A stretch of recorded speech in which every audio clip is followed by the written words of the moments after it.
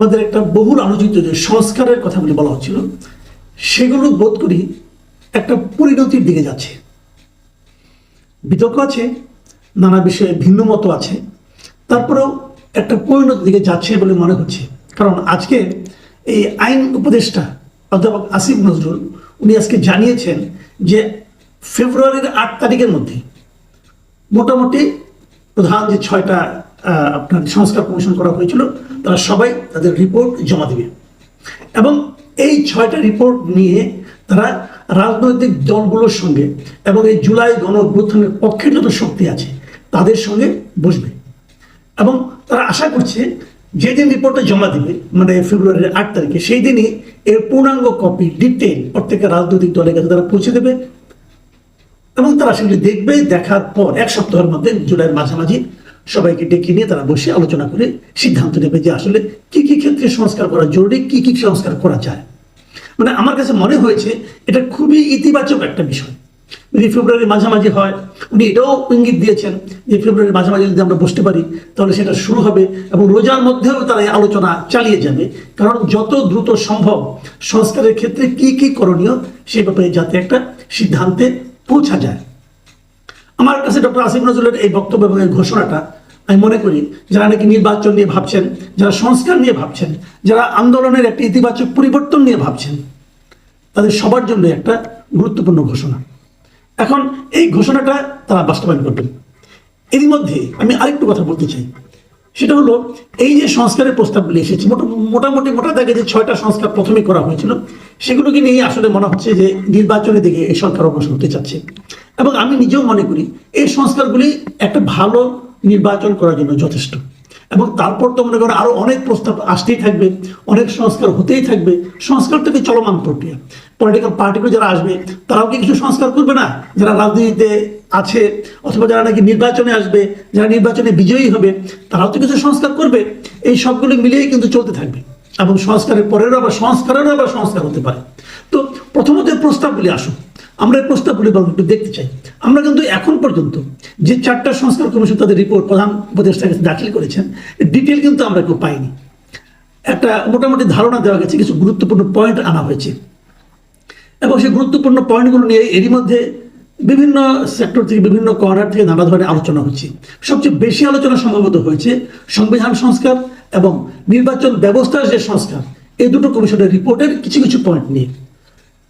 তো আজকে আবার আরেকটা জিনিস আমি দেখলাম আমাদের লোকাল একটা পত্রিকায়, আজকের পত্রিকা, সেখানে একটা রিপোর্ট দেখলাম আমরা যে সংবিধান সংস্কার কমিশনের যিনি চেয়ারম্যান ছিলেন মিস্টার আলী রিয়াজ, এই আলী রিয়াজ সাহেবের একটা ইন্টারভিউ ছাপা হয়েছে জাপান ভিত্তিক আন্তর্জাতিক সম্পর্ক বিষয়ক সাময়িকী দ্য ডিপ্লোমেটের। সেটা গতকালকে ছাপা হয়েছিল। সেটা নিয়ে আজকে দেখলাম যে আজকের পত্রিকা একটা রিপোর্ট করেছে এবং সেখানে তারা শিরোনাম করেছে সংবিধানে রাষ্ট্রধর্ম ইসলাম রাখার পক্ষে যে যুক্তি দিলেন আলী রিয়াজ। দেখুন একটা জিনিস ইন্টারেস্টিং, কিন্তু একটা পত্রিকা যে শিরোনামটা করেছে, এই ইন্টারভিউটা মূল ইন্টারভিউটা আমি পড়েছি ডিপ্লোমেটের। সেখানে অনেক বিষয় নিয়ে অনেক কথা বলেছেন। ডিপ্লোমেটের যিনি আপনার সাংবাদিক যিনি আছেন, যে দক্ষিণ এশিয়া বিষয়ক সম্পাদক তাদের সুধা রামাচন্দ্রন, উনি অনেক বিষয় নিয়ে বেশ বড় একটা ইন্টারভিউ। কিন্তু আজকের পত্রিকা এই রাষ্ট্রধর্মটাকে নিয়ে হেডলাইন করলো কেন? এটা এই কারণে করেছে যে সাধারণ মানুষের মধ্যে এই বিষয়টা ছিল খুবই আলোচিত। আমরা যে সংক্ষিপ্ত যে ভার্সনটা পেয়েছিলাম এই কমিশনের, সেখানে বলা হচ্ছিল যে আগের যে 4টা মূলনীতি ছিল সেই 4টা মূলনীতির পরিবর্তে 5টা মূলনীতি তারা করেছিল। আগে ছিল গণতন্ত্র, ধর্মনিরপেক্ষতা, জাতীয়তাবাদ ও সমাজতন্ত্র। সেখান থেকে গণতন্ত্র রেখে বাকি 3টাকে বাদ দিয়ে দেওয়া হয়েছে। তো সমাজতন্ত্র সমাজতন্ত্রের কেন বাদ দেওয়া হয়েছে সেটা মোটামুটি ধারণা করা যায়, ওটা আমি খুব একটা আপত্তি করি না। কিন্তু জাতীয়তাবাদ এবং ধর্মনিরপেক্ষতাকে কেন বাদ দেওয়া হলো এটা আমার কাছে ক্লিয়ার ছিল না। তো আমি ভেবেছিলাম যে অপেক্ষাগুলো হয়তো আমরা বুঝতে পারবো, ডিটেলটা পেলে হয়তো বুঝতে পারবো কি লজিক তার ছিল। এবং তার সঙ্গে আবার ওরা যুক্ত করেছেন সাম্য, মানবিক মর্যাদা, সামাজিক ন্যায় বিচার ও বহুত্ববাদ। এর মধ্যে বহুত্ববাদটা আমার কাছে ঠিক আছে, কিন্তু সাম্য, মানবিক মর্যাদা ও সামাজিক ন্যায় বিচার এগুলি কেন কথার কথা কেন আমি বুঝি নাই। এগুলি দেওয়ার মধ্যে কি গুরুত্ব আছে, অথবা ধর্মনিরপেক্ষতা অথবা জাতীয়তাবাদ বাদ দেওয়াটা কেন জরুরি ছিল আমার কাছে ক্লিয়ার না। আমি একটা সাদামাটা ভাষায় যেটা বুঝেছিলাম যে ধর্মনিরপেক্ষতার হয়তো অনেকে মনে করবে যেটা আওয়ামী লীগের একটা রাজনৈতিক একটা এজেন্ডা হতে পারে, এই জন্য বাদ দেওয়া হয়েছে। আবার জাতীয়তাবাদ আমি মনে করি যেটা হয়তো বিএনপির একটা রাজনৈতিক এজেন্ডা হতে পারে, এই জন্য ওটাও বাদ দিয়েছে। আওয়ামী লীগ বিএনপি দুটোই বাদ ভালো, এটা একটা মোটামুটি মেকানিজম করেছিলেন উনি, এটা মাঝামাঝি যাওয়ার পথ আমাদের দেশের সাথে এগুলো আছে। তো উনি করেছেন, বিদেশ থেকে এসেছেন, উনি আমেরিকার নাগরিকও আছেন। তো নানা ব্যাপারে ওনার এই ব্যাপারটা নিয়ে আমি বহুদিন আপত্তি করেছি। আমি বারবার বলেছি আমাদের সংবিধান সংস্কারের জন্য যুক্তরাষ্ট্রের নাগরিককে কেন আনতে হবে, আমাদের এখানে কি কেউ নাই? উনি এই দেশকে খুব ভালোবাসেন, খুবই ভালোবাসেন, তাহলে যুক্তরাষ্ট্রের নাগরিকত্ব গ্রহণ করলেন কেন? ওখানে থাকেন কেন? এই দেশে থাকতেন, এই দেশে তো ওনার অবস্থান খারাপ ছিল না, ওনার ইউনিভার্সিটি, ঢাকা ইউনিভার্সিটির টিচার ছিলেন উনি। এই টিচিং বাদ দিয়ে ওখানে চলে গেছেন কেন? অতিরিক্ত লাভের জন্য গেছেন, বিশেষ সুবিধার জন্য গেছেন, দেশকে ভালোবাসা তো যান নাই। ভালোবাসলে আমেরিকাকে ভালোবাসেন, বাংলাদেশকে না ভাই, এগুলো বলে লাভ নাই। যাই হোক, গেছেন উনি, করছেন। আমাদের সরকারও মনে করছে ওনার যে যোগ্য লোক আর নাই, ওনাকে নিয়ে আসছেন এবং ওনাকে এখন যখন মিটিং করবেন সেই মিটিংয়ে উনি প্রধান ব্যক্তি হবেন, কারণ প্রধান উপদেষ্টা হলেও সেই মিটিংয়ে চেয়ারম্যান হবেন এবং ওনার ভাইস চেয়ারম্যান হবেন উনি, দ্বিতীয় ব্যক্তি, উনি ভার্চুয়ালি চালাবেন। আল্লাহ ভরসা, যা হয় হবে, কি আর করা যাবে। কিন্তু এই ডিপ্লোমেটের সঙ্গে সাক্ষাৎকার যে কথা উনি বলেছেন, সেখানে কিন্তু ডিপ্লোমেটের সাংবাদিক কিন্তু অনেক প্রশ্ন করেছেন। আজকের পত্রিকা যে বিষয়টাকে তুলে এনেছেন সেটা নিয়ে আমি একটু বলি। ডিপ্লোমেটের মূল ইন্টারভিউতে আমি দেখেছি একই জায়গায় প্রশ্ন করেছেন যে আগে ধর্মনিরপেক্ষ ছিল, আবার রাষ্ট্র ধর্ম ইসলামও ছিল। তো আপনি ধর্মনিরপেক্ষতা বাদ দিয়েছেন, তাহলে রাষ্ট্র ধর্ম ইসলাম কেন রাখলেন ভাই? এই যুক্তি কি?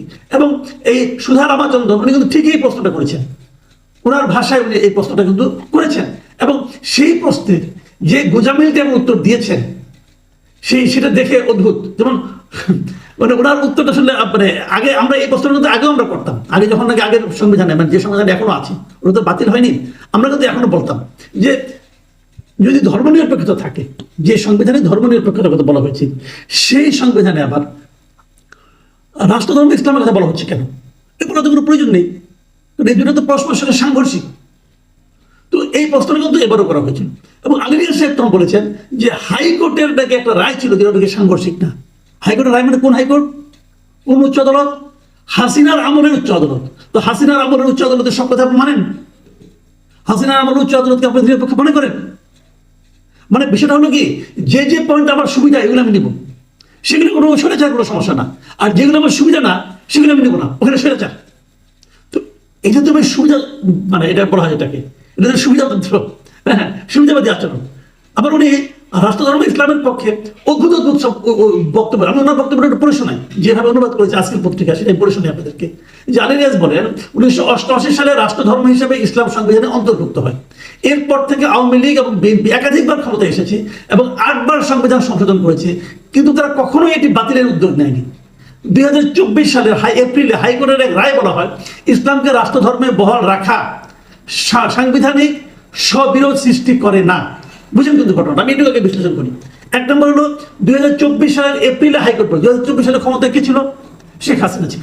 তো শেখ হাসিনার আমলে হাইকোর্টের ক্ষমতা আছে ছিল শেখ হাসিনার ইচ্ছার বিরুদ্ধে রায় দেওয়া ছিল নাকি?